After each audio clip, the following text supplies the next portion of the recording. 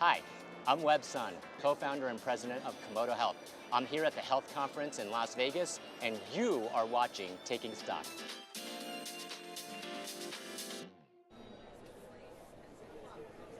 Don't call to come back here on this Friday, November 7th, after at one point today in the session, the S&P 500, despite earlier in the day being down 1.3%, the tail of the tape with just a minute and a half left, we are expecting somehow and possibly these markets to now finish in positive territory. To be fair, that makes producing a live TV show like this a little bit more difficult, but welcomed news certainly in the hearts and minds of investors across the major market indexes. This despite the fact that there have been renewed questions, a bit of a new narrative shaking Wall Street here the last few days. Renewed concerns over the state of valuations, the state of the U.S. consumer, and the durability of the ongoing AI trade. Investors, at least here on the day, a sharp reversal in the session from the 12 o'clock hour. We will see what the tail of the tape is into the close. All of that and so much more sets the stage for the show. And speaking of the show, welcome to it. You're watching Taking Stock. I'm your host today, JD Durkin. Moments away from the ringing of the one, the only, the truly iconic closing bell. We do it every day down here on the floor of the New York Stock Exchange. Might as well keep the party going here on this Friday.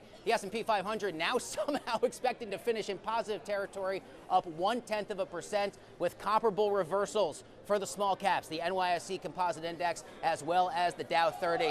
The team from WLDA Tech is here to do the honors. We will also talk with them a little bit later on in the broadcast. For now, my friends, I'm going to stop talking. We'll let the team from WLDA here now ring the bell to do the honors.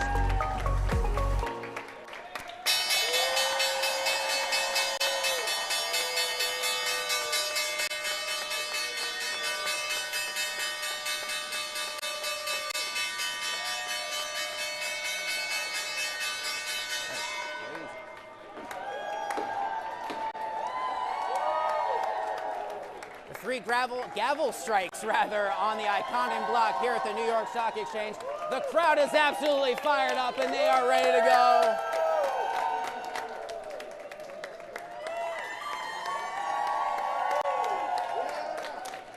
You're the real MVPs. Thank you all for being here, and thanks for bringing a bit of good luck. We put the markets in positive territory on this Friday, November 7th. The S&P will finish up 0.1%. The Dow up comparably. The NYSE Composite Index, a strong session here, all things considered, up 0.5%. With the small caps, we love to see the Russell 2000 getting in on the action. The Russell will now finish up about 0.6% on this Friday. A wild one indeed. Who better to chat with? Let's bring in our good pal, Katy Perry of StockTwits, here to get her perspective on the general markets, the AI trade, the government shutdown. They're just like drinking from a fire hose. I know. How are you? I'm doing great. Much better now that you're here. Give me your sense on these markets and some of the top line macro stories that you've been focused on after a really wild 5 days this week on the street. Where do you even start topics-wise? We saw the reversal right here, TGIF. I want to start with the Elon pay package, though, first. Yeah. $1 trillion over 10 years. There's 12 tranches. Did the math. If he was Shohei Ohtani at his annual salary, 14,000 years, that's $1 trillion. Wow. So that is a big pay package. 75% voting shares voted for the package. So that's Zoran and Park Slope kind of numbers if you compare it to the recent mayoral election. So just wild to see. Of course, ISS and Glass Lewis were on the other side of that, but we continue to see highs in terms of company valuation and executive comp. Yeah, and these are really aggressive price targets. Yeah. They're more or less tied to the general market cap of Tesla, which coming into this week is about 1.4, 1.5 trillion. Every $500 million that goes up, Elon would get additional shares in the company. So it's ambitious, but I think it does speak to the general confidence that Tesla investors have in him, and they're saying, we want our guy for the long run. Is that a fair read? It is. I think the risk that ISS and Glass Lewis were saying is it relies too much on one person, but that is the essence of Tesla right there.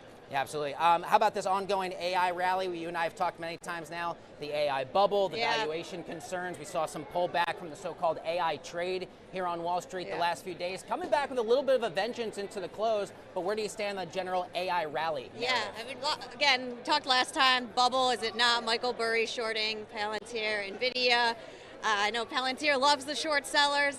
I think overall, though, it depends on where you're looking at it. There's the AI trade that's been a little volatile, and then there's the long-term mega trend. I think Jeff Bezos said this week that it could be a bubble, but it's also very real. It depends on kind of the time horizon you're looking at. Yeah, of course. As if all of that weren't concern, again, to our point about drinking from a fire hose if you work in financial news, today is day 38 of the ongoing federal government shutdown. Yeah. It is the longest shutdown we have had in history. Senate Democrats may be willing to come to the table if they get a guarantee on a vote for the future of Affordable Care Act subsidies. Yeah. We don't know how this is going to play itself out. What do you think investors are paying attention to as the shutdown rolls on? I mean, it's just historic levels of dysfunction. Congressional approval rating is at 14%. I think if we all rallied, we could get it lower and maybe get it to an all-time low. We could work together.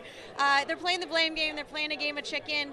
I think investors right now are looking for a little relief. I think a lot of people, though, talking about those airline cutbacks.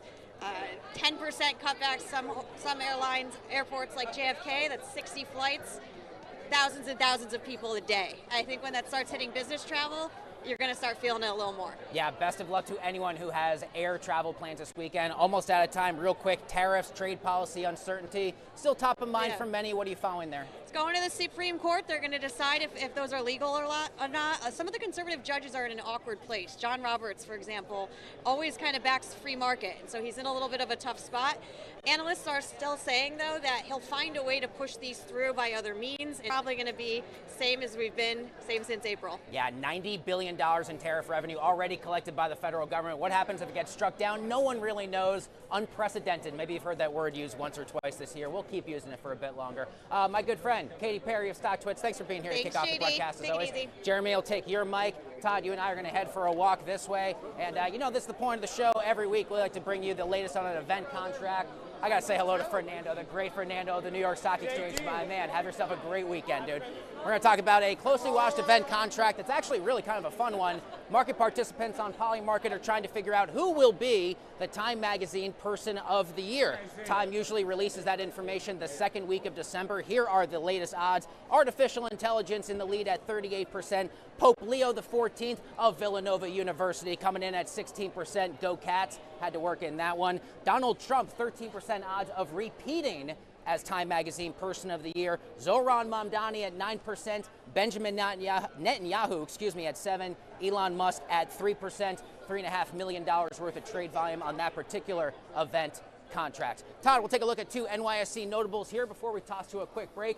Molson Coors, perfect for Friday at happy hour. This is one of the best performing stocks in the S&P 500 today. Board Chairman David Coors making news this week by buying more than 2,000 shares, usually seen as a very bullish signal of confidence. Despite a miss on both the top and bottom earlier this week, this stock is up 6% so far the last few days. Todd, finally, we'll take a look here at the largest NYSE listed company by market cap. That's, of course, Taiwan Semi, down about 1%, struggling as of late. The world's #1 maker of computer chips did fall underneath its 50-day moving average during the session today, but moved along right back, not quite into positive territory, but a strong reversal along with the broader market. The stock reached all-time highs 3 weeks ago. Its average one-year price target sits at 352, upside potential of another 26%.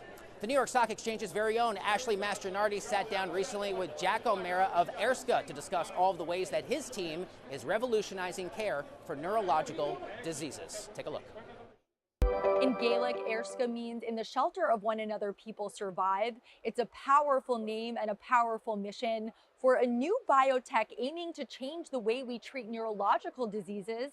Joining me now is Erska's CEO and co-founder, Jack O'Mara. Jack, welcome to the New York Stock Exchange. Ashley, I'm so happy to be here. Thank you so much for having me. So I understand that you came up with the idea for Erska in an Irish bar. Can you tell us a little bit more about that and what Erska is aiming to solve? Yeah, I guess like all good ideas, they start in an Irish pub. I think someone once said that. But basically, myself and an old friend were catching up in a pub one day, talking about our interest in advanced medicines and brain diseases, and decided together, you know what, why don't we try and solve Alzheimer's? What could be easier than that? And then slowly roped in others through also pub meetings from Boston to Oxford to Cambridge to try and get a rock star founding team together with RNA and neuroscience leaders to go after this big, meaty problem of neurological conditions. But in essence, we're taking recent advances in brain shuttle technology, which allows us to deliver medicines to the brain in a way never before previously quite possible. And then we're combining these advances with RNA medicine, which is a proven modality and highly selective, and particularly RNAi medicines are very effective at turning off overactive genes. So a lot of brain diseases are driven by an overactive protein that aggregates and causes a toxic buildup and starts to damage neurons or other cells in the brain. And we're basically using an RNAi medicine to turn off those overacting genes, and in doing so, hopefully really helping patients around the world that suffer from diseases of the brain. Can you break down this brain shuttle technology? What impact does it have on the brain? And is this preventative, is my question. Great question. So maybe just to start, for a long time, getting things into the brain is a real struggle. Brain has this thing called a blood-brain barrier, which is really like almost a bouncer that tries to keep things out. The brain's a hungry organ, so it does let in a lot of nutrients to feed itself and sustain itself, but it tries to keep out things that it doesn't want or things that could be potentially dangerous for the brain. So what we've developed, or what people are developing around the industry, are these brain shuttle technologies. And basically what they do is they try to mimic almost a natural nutrient that the brain wants to absorb to feed itself, and it uses a receptor on the end of this blood-brain barrier that you can use an antibody or a peptide or some construct to basically attach yourself to this mechanism the brain uses to feed itself and pull across your drug alongside that delivery system. And what we're focused on is RNAi medicines, which are very effective for turning off overactive genes. And from a preventative perspective, what's really exciting is that because a lot of work has gone into the genetics and the biology and really much better understanding of brain diseases that we've ever had previously, a lot of it points to early intervention being really powerful to try and treat these chronic diseases and being able to systemically administer. So rather than needing an injection in your spine or an injection in your skull, which is typically how we delivered advanced medicines to date, being able to deliver like a subcutaneous or an intravenous delivered medicine, that opens up this opportunity for earlier intervention and maybe one day even a preventative medicine for these chronic neurological diseases. So that's big vision behind the company, is can we get there earlier and ultimately result in better outcomes for patients. And Jack, where are you in the development process? Where is this right now? Yeah, so we're advancing a partnering and an internal build model where we're partnering with folks who've been working on brain shuttles for a long time. And we're concurrently building out our own portfolio of RNAi medicines that are going after specific targets where we believe there could be a really high therapeutic index or potent intervention for medicine. So we're building those components and starting to put them together now and test them in larger animals to see if we can really take forward a medicine that could be transformative for brain diseases. Well, thank you for sharing your mission with us, Jack O'Meara, CEO and co-founder of AirSCA. Thank you so much for joining us. Thank at the you New York for having Stock me. Exchange. It was a real pleasure. Thank you.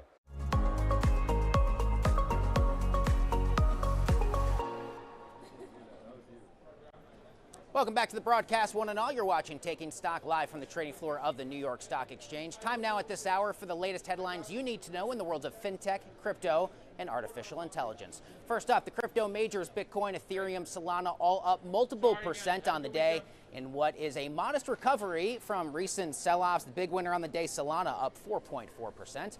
Next up, Sam Altman slamming rumors that OpenAI wants a government safety net after comments from his own CFO raised some questions among investors, insisting taxpayers should not bail out tech giants. And finally on this Friday, Elon Musk says Tesla may need to build a gigantic chip fab in order to meet the company's AI goals, floating a partnership with Intel as the company develops its next-gen A15 chips. The New York Stock Exchange's Kristen Scholler sat down with Rohit Dixit of Proofpoint to discuss all of the ways artificial intelligence is changing the game for cybersecurity and beyond. Take a look. We're here at Proofpoint Protect in Nashville, Tennessee, talking about how cybersecurity is getting supercharged by artificial intelligence. Well, joining me now with more is Rohit Dixit. He's the Chief Customer Officer at Proofpoint. Rohit, it's good to see you. Thank you, Kristen. Nice to see you too. Yes, and thanks so much for sitting down with me here.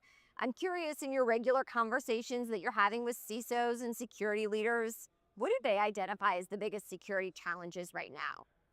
Yeah, Kristen, I tell you, it's a tough time to be a CISO.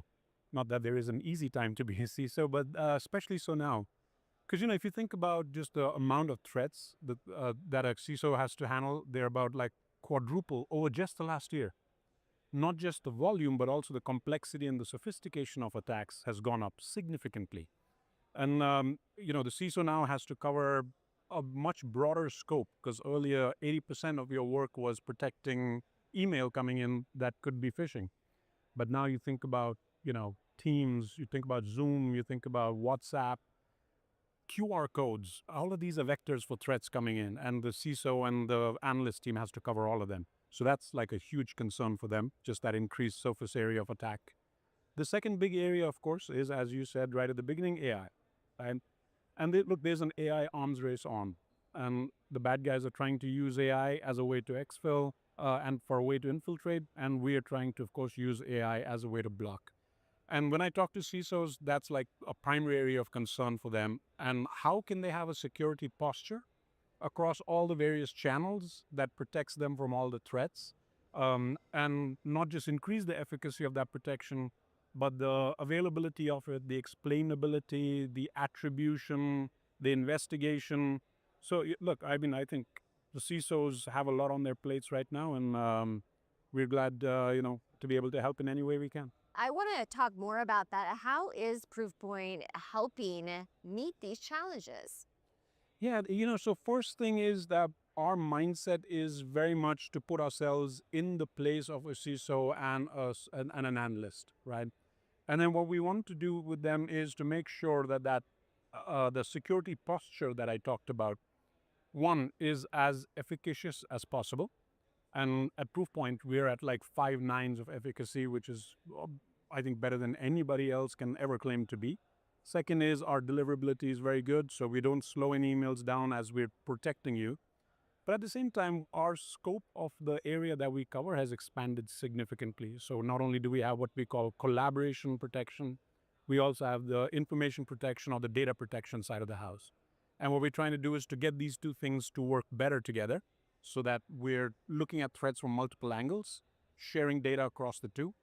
And then when you buy Proofpoint, we make sure that we offer things to you in a bundle of things that are better together and add to your protection posture. Finally, what about Proofpoint makes it different? So it's not just a security vendor, but really a strategic advisor that customers can think about for the executive level. Yeah, absolutely. So, I mean, the first thing that every customer sort of asks us when we are talking at the exec level is, am I using the product the best I possibly can? Who's out there with practices that I should be adopting? And what we do is we create these things called policy packs, which are the best of the best implementations we've seen, and we make sure other customers have it as well. We do a lot of threat intelligence. So we're watching and scanning the threat actors all the time. And anytime a new campaign gets launched, anytime we see a new threat, we make sure we build those into the policy packs so that almost instantaneously, as soon as we see a threat, the time after we see that threat that a customer is protected, we try to shorten that time as much as we can. All right, Rohit, thanks so much for sitting down with me here at Proofpoint Protect. My pleasure, Kristen. Thank you for having me.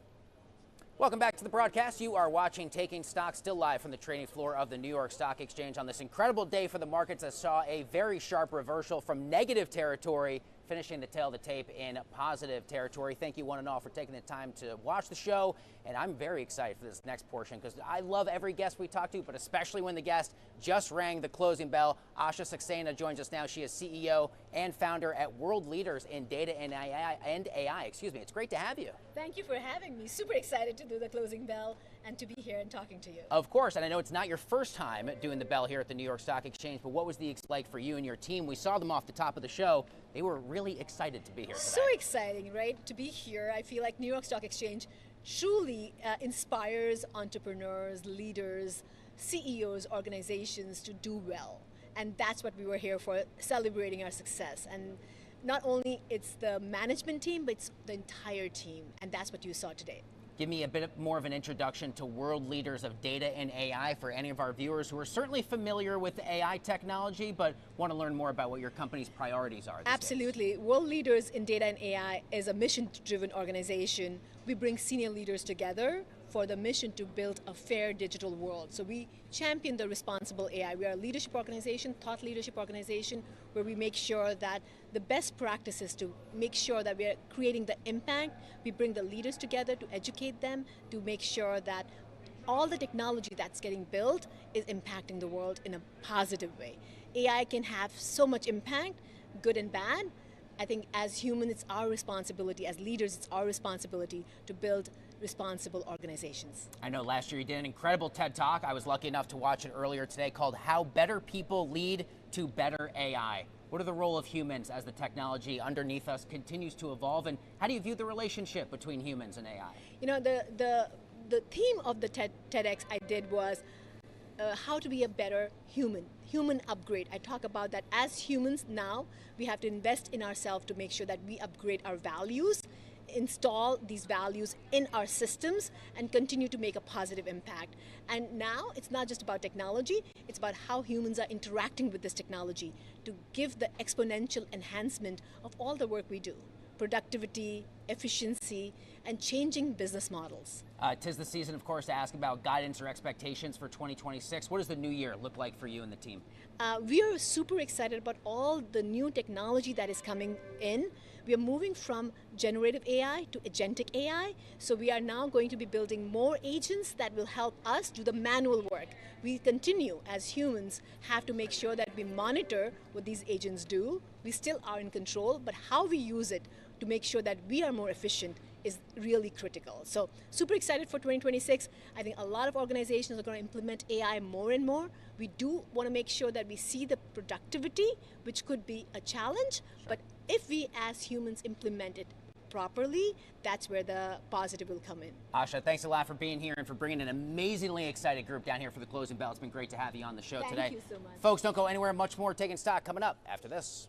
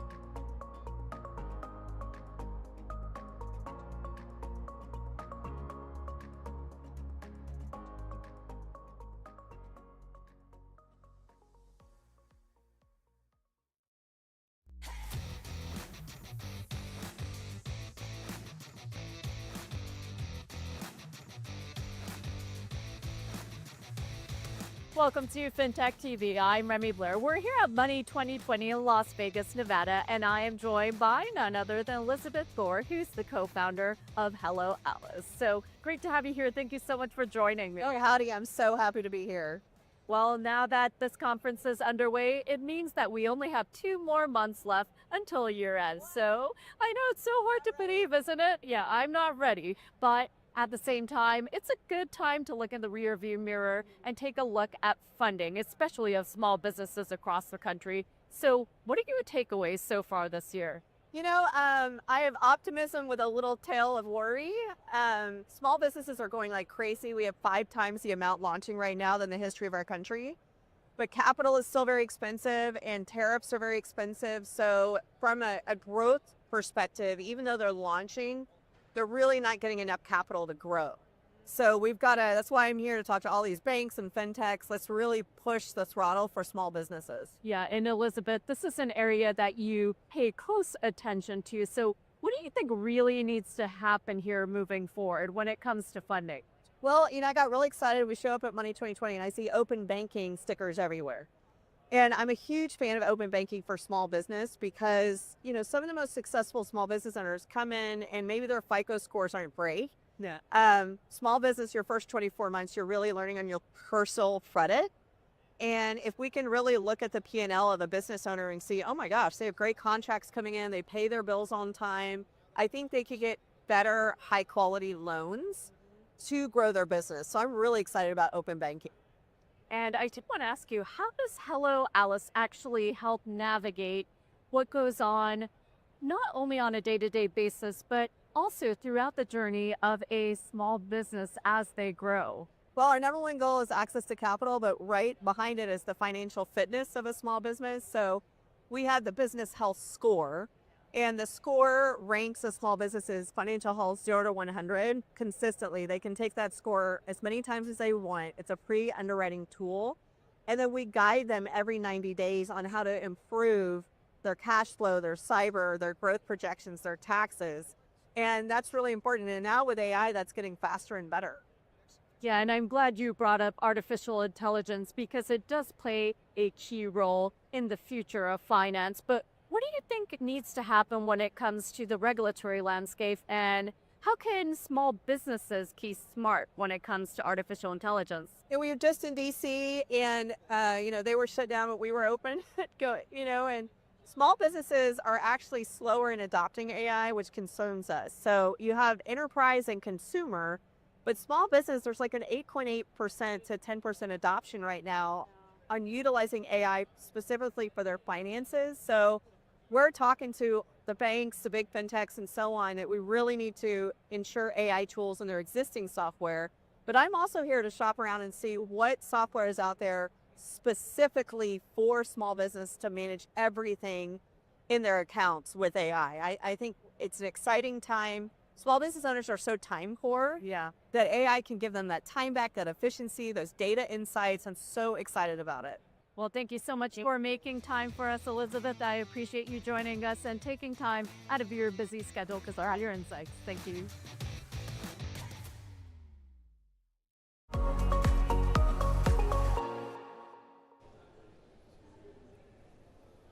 Welcome back to the show. Next week here on Wall Street, we'll hear earnings from CoreWeave on Monday. Tuesday, of course, is Veterans Day. We'll also hear from Oklo and Beyond Meat. Wednesday, Cisco and Circle for only its second quarterly report since going public here at the NYSE on June 2nd.